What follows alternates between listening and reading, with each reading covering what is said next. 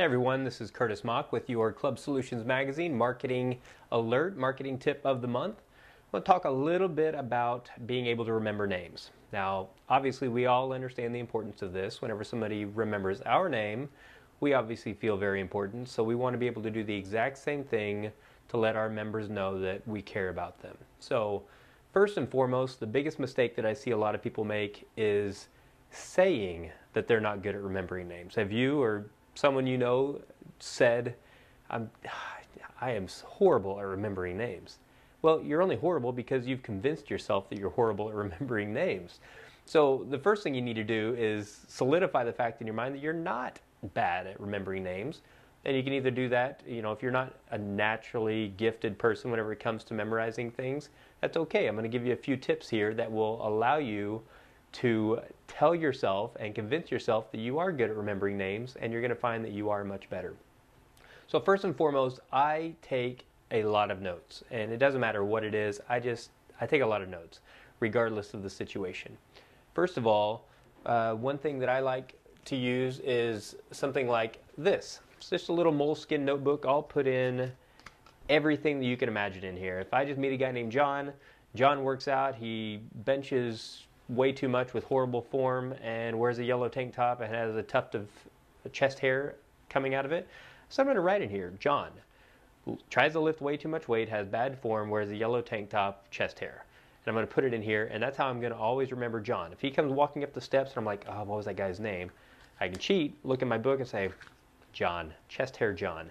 So now I have a good way to remember, at least on paper you can remember, and eventually once you start referring back to it, you're going to be able to memorize John's name. Another thing I like to do is I'll repeat their name. So if I'm in conversation with John, I'm going to say his name. John, what's going on, man? Telling me about his day. Oh, John, I cannot believe that. All right, John, we'll see you later. So I've said John's name several times throughout the conversation. Repeating the name is a very, very good way to remember somebody's name. And if you happen to forget John's name, let's say one of the first times you talk to John, you are like, oh, what is this guy's name? I have to remember this name. It doesn't hurt his feelings if after you first meet somebody, say, tell me your name one more time. I promise I'm going to remember it. And say, what was your name? Tell me your name one more time. That's all it takes. They're like, oh, it's John. And then you're like, okay, John, chest hair John. You get to write it down, and then you can remember it. So, and then you want to test yourself repeatedly. I'll oftentimes go back and I'll look through that book and, remember, okay, chest hair John, Jennifer rides the elliptical machine for 30 minutes.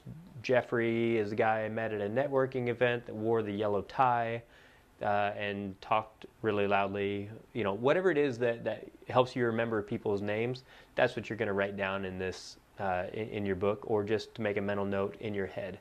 Another big thing that people will not do is they don't understand, why they don't remember things. And it's because they don't declare its importance in their mind.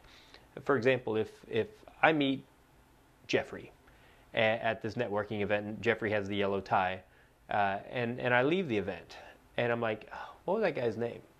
The reason I don't remember Jeffrey's name, beside the fact that I didn't write it down or make it a point to repeat his name several times, is the fact that I didn't declare it as important in my head, which means that it doesn't go from my short-term memory to my long-term memory until my mind thinks that meeting Jeffrey was an important enough event that it should be logged into my long-term memory. So whenever you meet somebody and you get their name or you write it down and you're memorizing it, you have to tell yourself, this is an important thing to remember.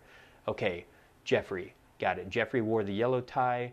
Jeffrey, same name as the giraffe from Toys R Us. I have a cousin named Jeffrey. Jeffrey is very important. Jeffrey, Jeffrey, Jeffrey. So I'm convincing myself. It only takes, 3-4 seconds to convince yourself that remembering Jeffrey's name is very important. And once you've convinced yourself, there's a much better chance of that being logged into your long-term memory rather than being in your short-term memory, which gets dumped, if you're anything like me, every few minutes it seems. But there's a few tips for remembering names and making your members feel a lot more important. This has been Curtis Mock with your Marketing Alert Marketing Tip of the Month, and I will see you guys next month.